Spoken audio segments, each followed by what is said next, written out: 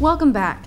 Some have called the Korean conflict the Forgotten War. 60 years ago, North Korea invaded South Korea, setting off a chain of events that became known as the Korean War. As Staff Sergeant Brian Buckwalter reports, when servicemen weren't fighting, they were helping many of Korea's youngest generation. Amidst the combat, that was one of the most horrific wars in our history. The raids, the amount of destruction, the battles. Armies went south, north in a small peninsula 4 times, wiping out everything in their way. Were victims of the war, not soldiers, but children. In a war situation, kids get lost, family break up. Everybody is out for his own salvation.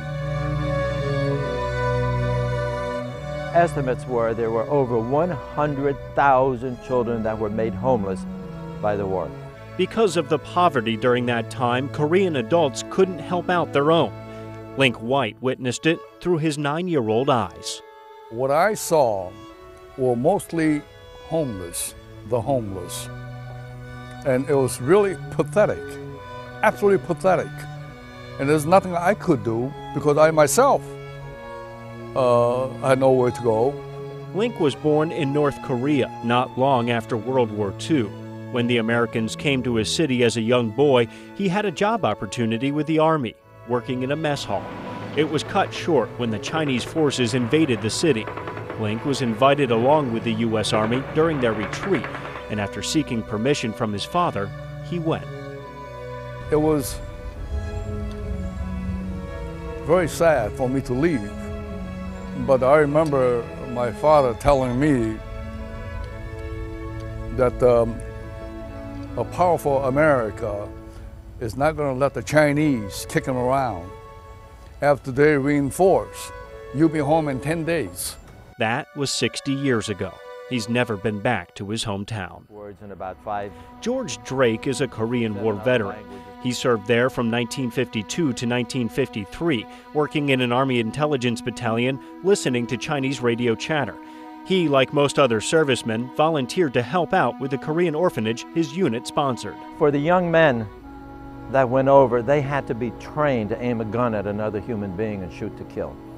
They didn't have to be trained to solace a crying child, find shelter for the homeless child, food for the hungry child.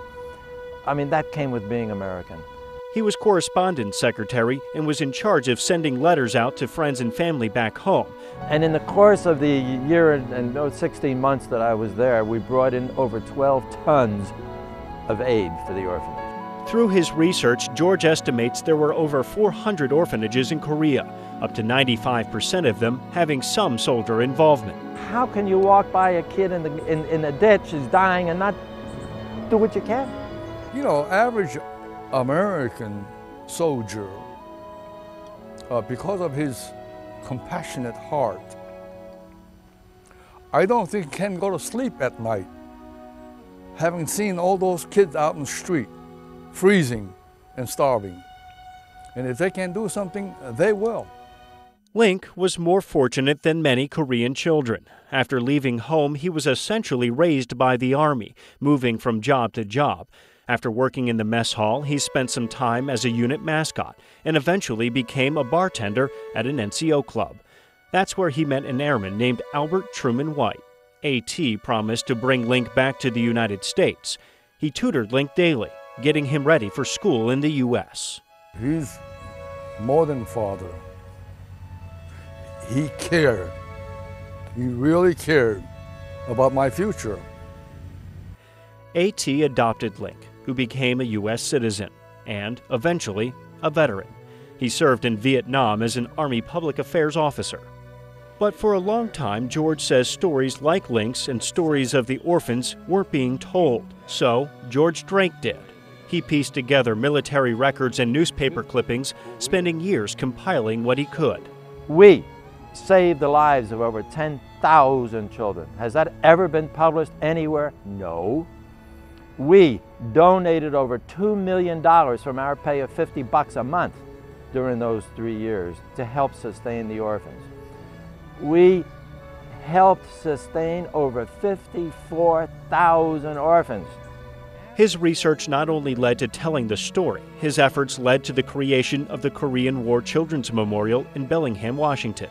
Link, who has published an autobiography, spoke at the memorial's dedication.